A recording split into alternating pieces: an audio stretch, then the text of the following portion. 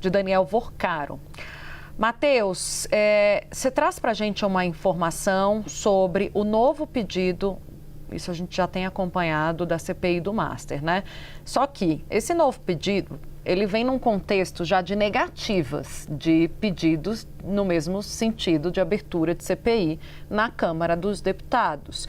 Você traz uma percepção, uma análise de que esse novo pedido ao Supremo Tribunal Federal coloca o STF numa situação de pressão. É possível imaginar um caminho diferente da negativa que já foi dada antes, com argumentos diferentes, Matheus?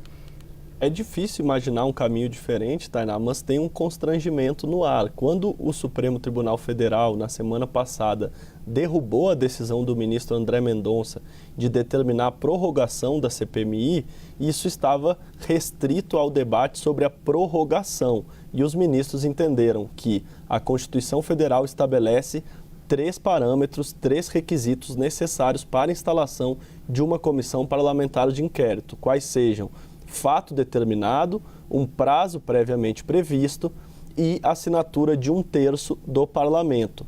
Os ministros, lá na CPI da pandemia em 2020, 2021, entenderam que quando há esses 3 requisitos, não cabe um juízo de valor do presidente da Câmara ou do Senado. Eles estão vinculados, é um direito da minoria. Quando há assinatura de 1/3, o presidente do Congresso ou da Câmara é obrigado a instalar a comissão parlamentar de inquérito. Os ministros, na semana passada, afirmaram isso que a gente tem como entendimento do Supremo diz respeito à instalação da CPI. Prorrogação, não há essa palavra, não há esse tema na Constituição.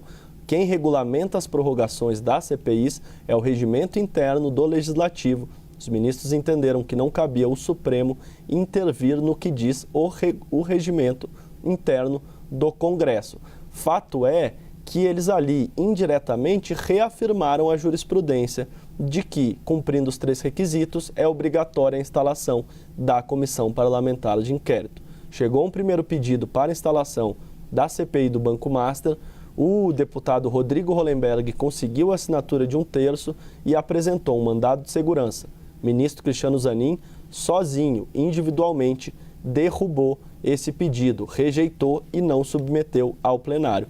Agora, os senadores apresentaram um pedido muito parecido e está com o ministro Cássio Nunes Marques. Aí ele vai ter que decidir, mas fato é que se o plenário vir a discutir a matéria, como é a praxe, geralmente quando o ministro toma uma decisão individual, ele submete a sua decisão ao colegiado. Se for submetida esse debate ao colegiado, o colegiado está vinculado ao precedente. Portanto, em havendo esse 1/3 de assinaturas, o prazo determinado e o objeto também determinado, o Supremo manda o Congresso abrir a CPI. Mas, em relação ao Banco Master, a gente sabe que não é exatamente igual a outros casos, porque atinge também ministros do Supremo. Portanto, Tainá, é difícil de imaginar um caminho diferente do que tem visto de não abrir a CPI, mas o Supremo, se fosse seguir a própria jurisprudência, deveria sim obrigar Davi Alcolumbre ou Hugo Mota a instalar essa comissão parlamentar de inquérito.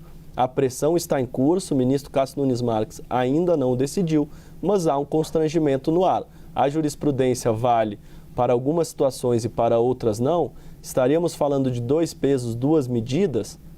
Vamos ver o que o tempo vai nos responder. Mas o Supremo, na última semana, reafirmou indiretamente a jurisprudência. Prorrogação de CPI nós não podemos determinar, mas instalação de CPI está na Constituição e deveria ser obrigatória quando preenche esses 3 requisitos.